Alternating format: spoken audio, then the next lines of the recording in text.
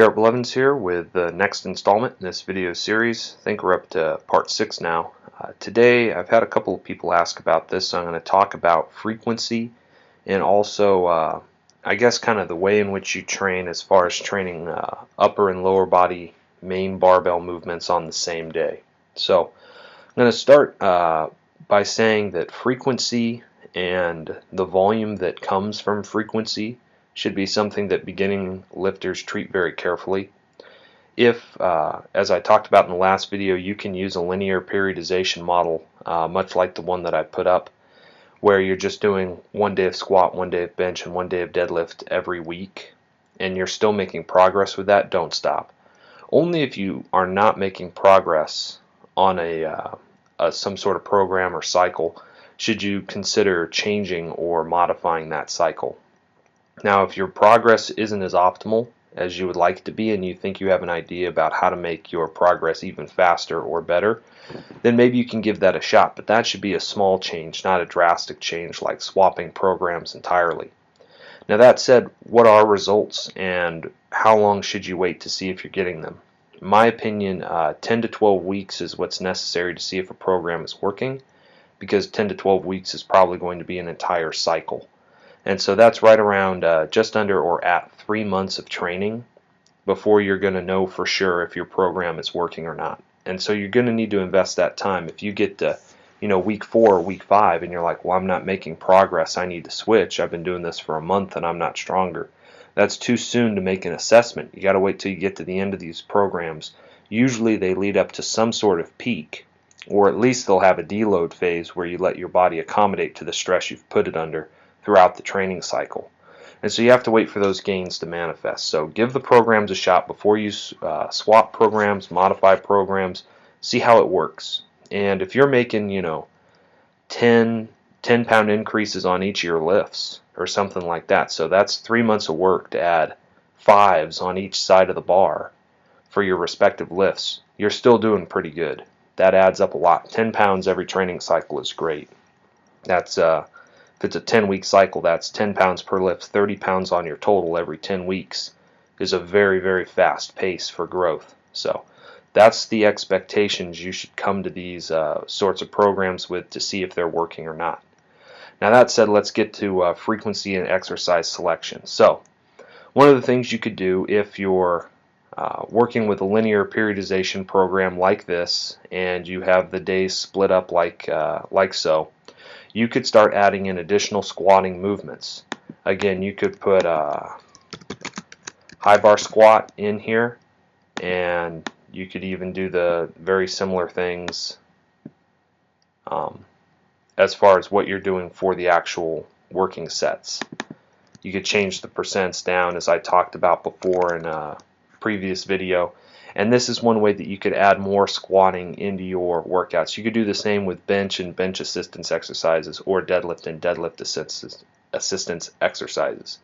And that would be a great idea if the program wasn't working for you. This is going to add in more volume. It's going to help you learn and work slightly different muscle groups, or at least focus on different muscle groups in the squat, and would be in general a good idea.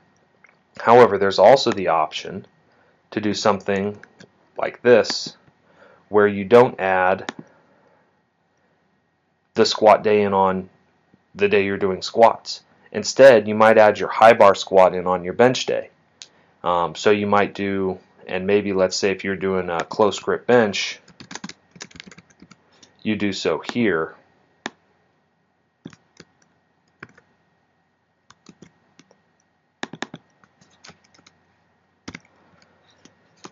Something like this, where now you've got split days. Now you'll notice, and this is something that's entirely individual, it's really up to you. I usually put my squatting movements before I do my any benching or deadlifting movements. The reason I do that is, in competition for powerlifting, you're always squatting first, benching second, and deadlifting third. And so on any given day, I like to work my bench when I'm already fatigued from some sort of squatting or even deadlifting exercises. On my deadlift day, currently I do a floor press after it. And so I'm working a pressing movement after I'm tired. I don't like to work my deadlift on my main deadlift day in an exhausted format, because the lift is so taxing already. I want to come to it and make sure I'm not having form breakdown with lighter weights, and I'm also wanting to get all my sets and reps. That's a personal preference though. You could do something different and it would be fine. You could floor press before you deadlift or something of that nature. And I'll show you a little bit more about that in a minute. But what I want to tell you guys is be smart if you're going to be competing in powerlifting about where you add in your volume. If I was just adding in a high bar squat, I'd probably keep it on the same day. But what I do now with the Cube Kingpin is not only do I have a low bar squatting on my squat day, I have high bar squatting on my leg day. And if I did the normal Cube Kingpin as it's written, I'd have pause squatting on there as well. Well, that's too much volume, so I moved that pause squatting to another day. And sometimes you just have to look at how much can one body part take in a single workout. That's an important thing to think about when you're making these programs. And that's going to be, again, highly individual. It's going to change depending on what your general physical preparedness is and the way that your body responds to workouts. And you'll need to think about how you're going to react to adding in different weights. Let's say when you get down to the one of these last days here, when you're maybe doing 5 sets of 3 at a heavy percentage, are you really going to be able to do 3 different squatting exercises with those sets and reps at that percent? I'm willing to bet that you're probably not going to be able to do that. It's going to burn you out, especially if you're going to come back pretty soon and do the same thing on bench and deadlift. That's why I like the Cube program so much, because on every given week it changes what you're doing for your squat, your bench, and your deadlift. If you're doing a heavy squat, you're probably doing some sort of max effort bend or heavy squat rep bench speed deadlift. And so you're hitting 3 different intensities of exercise on any given week, which means if you're going really heavy on one group of muscles, you're not going to be going really heavy on another group of the same muscles with a different exercise. If you're doing heavy squats, you're not doing heavy deadlift.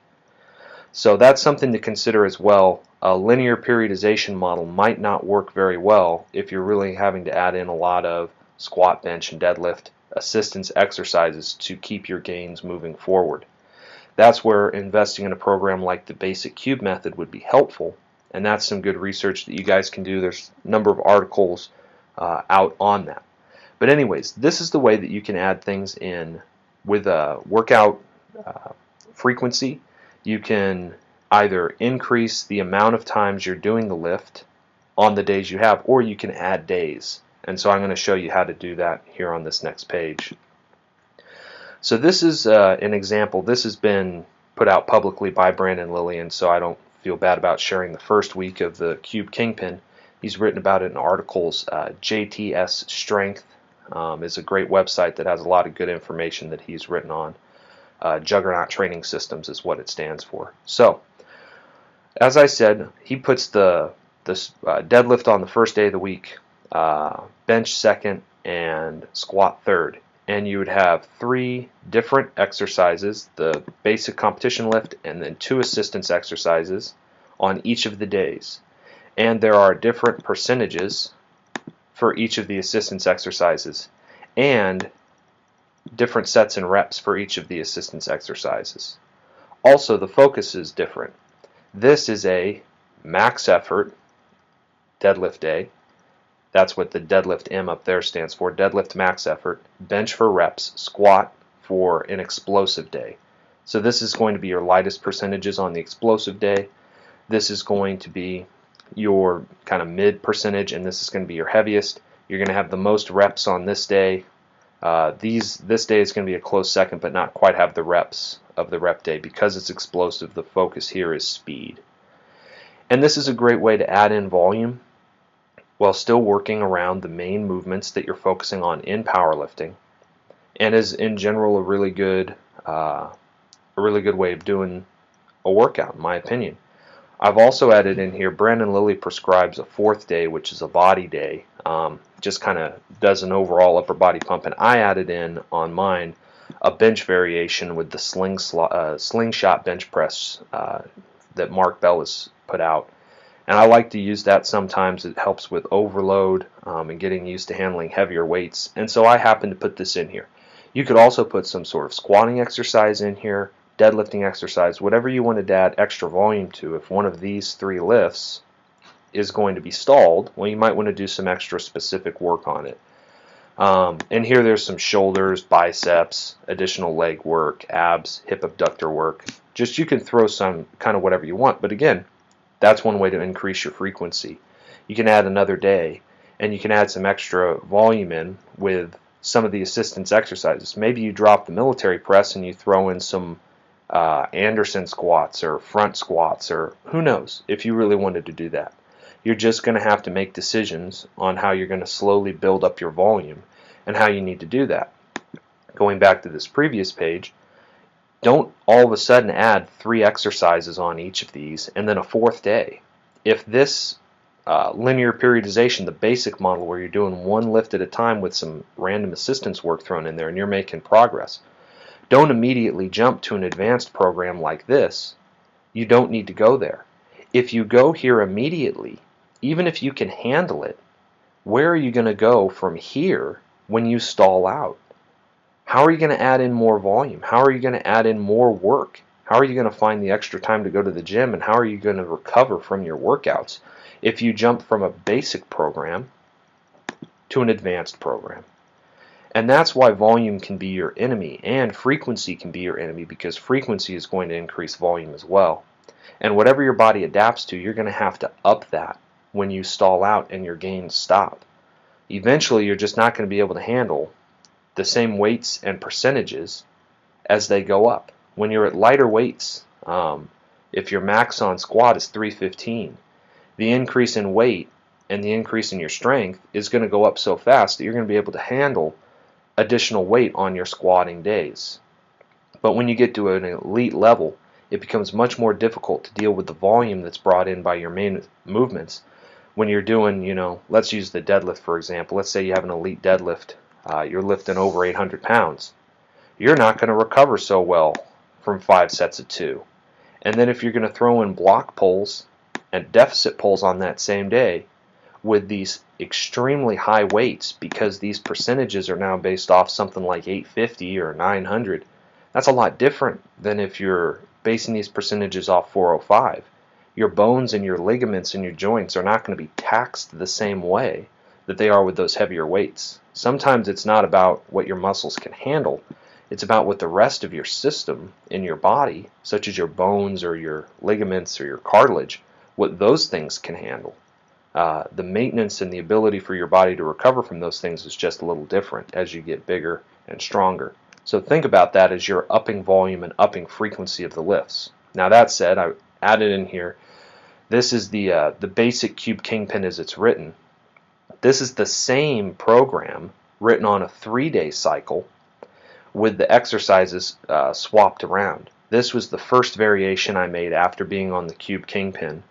And as you can see, I have 2 of my main lifts every day, and I put the third lift on this 3rd day.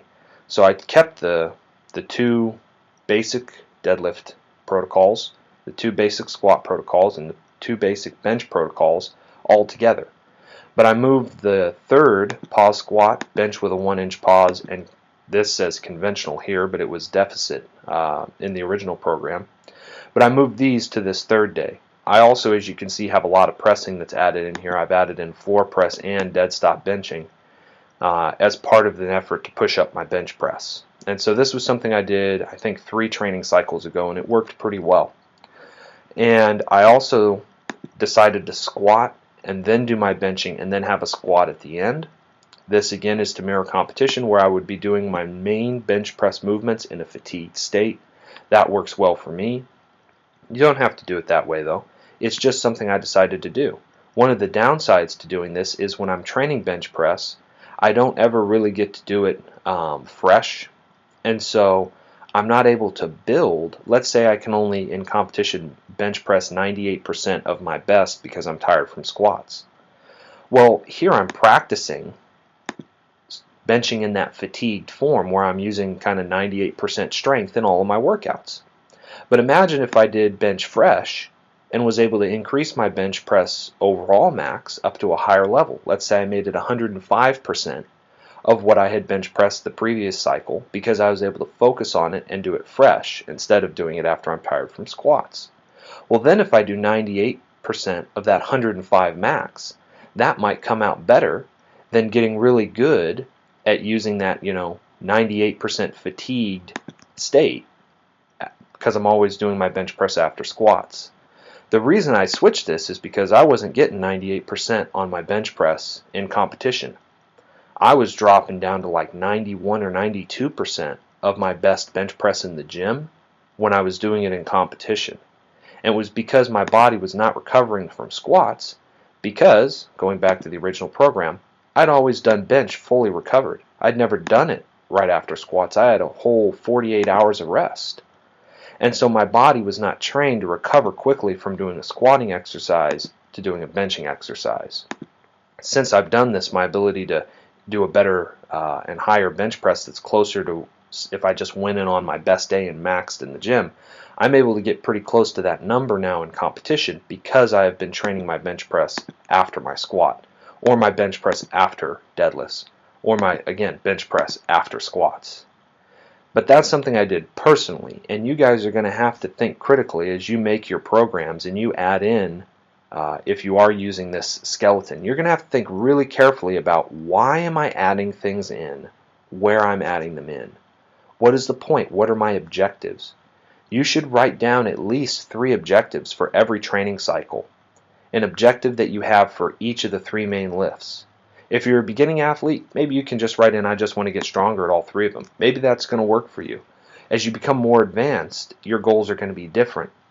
Right now, my goals are to increase the overall strength on my bench press, to increase the squat depth for my squats, but not the strength, just the depth to which I can take the weight, and to make my deadlift form more consistent so that I can pull more consistently and feel more secure with the larger numbers that I've handled. So since we've talked about how to kind of flip and flop basic lifts, putting benching and squatting on the same day and so forth, let's talk one more time about how then to add in variety. Once you've flipped and flopped, this is the program that I'm currently on. I've increased my frequency to 4 days a week. And pretty much what I've done is just added in a body day. This is back with the original Cube Kingpin as it was written had, this 4th day, which is a body day. I've added that in, but I decided instead of adding it in at the end of the week, I added it in on what would be my Tuesday. This day 1 is Monday, day 2 is Tuesday, day 3 is Thursday, I take Wednesday off, and then this is a Friday. The reason I do this is it keeps my deadlift and my squat very far apart from each other in the week.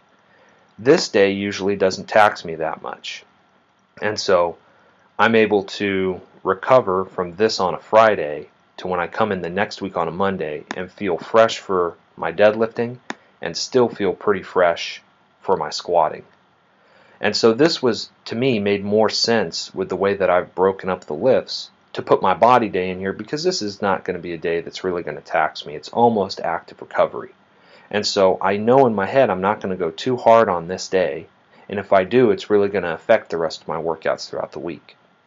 Now on this day, instead of doing just incline dumbbell press and military press, if I felt like my squat needed some help, I could absolutely put front squats in here. And then maybe I could put in bent over rows for my deadlift. You could up variation, or you could just do sumo.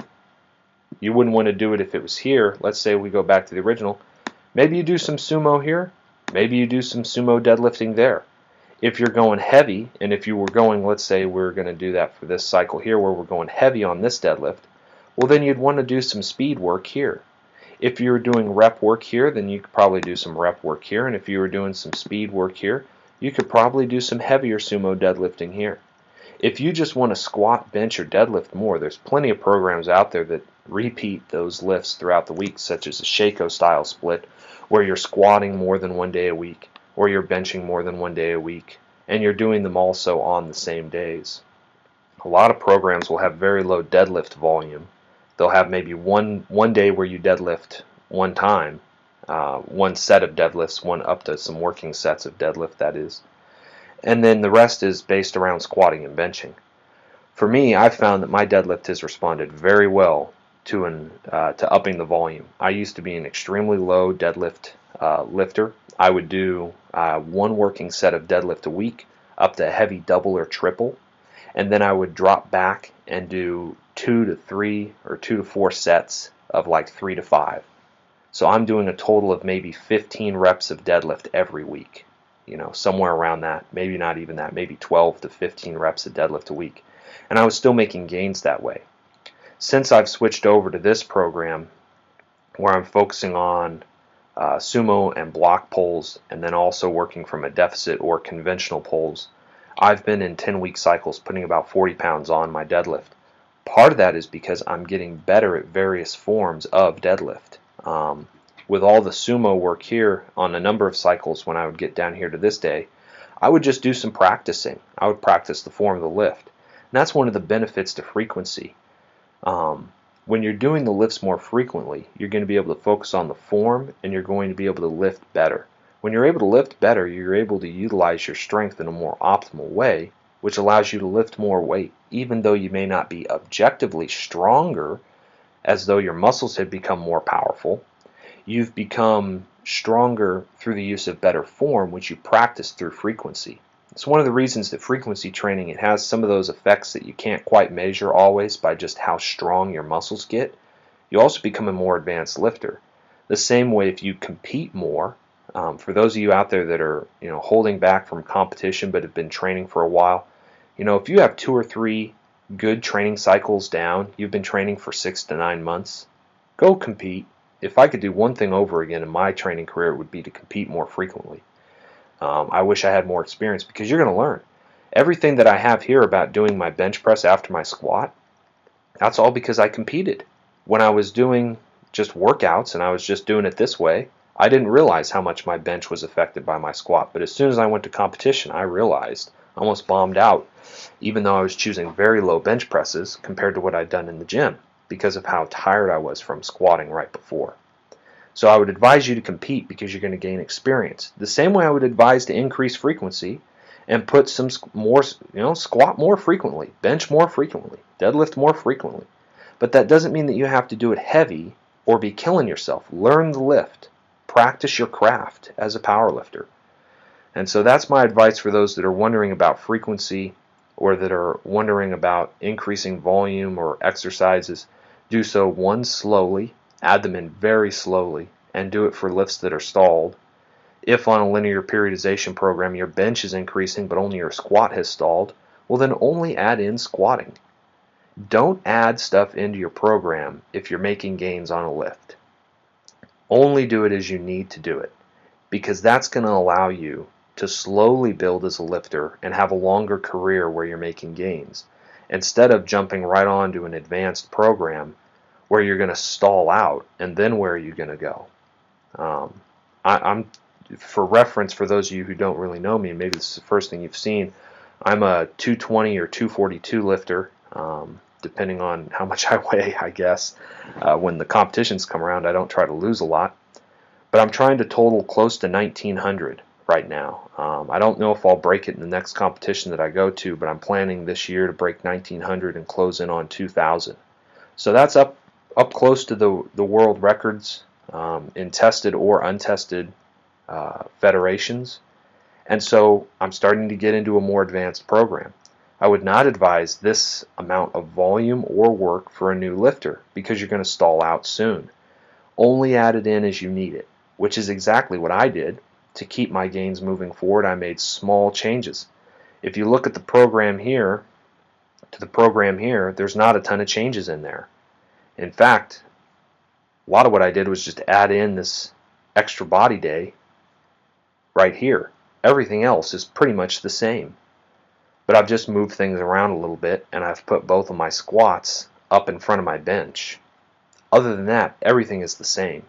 Small changes, moving things around, trying different things.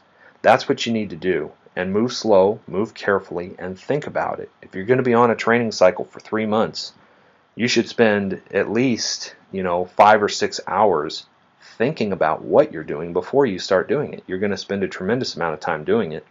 Spend some time thinking. Don't just go out and grab a program and type your numbers in and go. Take your time with it and think about it. I would advise that you make your own program, write it up yourself, create your spreadsheet, because if you're creating it, you're going to understand it. If you're just taking someone else's creation, then you don't really know why you're doing what you're doing. You're just following orders. So I hope that helps. If you have any questions or comments, leave them below. I'll do my best to answer them. Hope wherever you all are at out there that you're doing well. Blessings.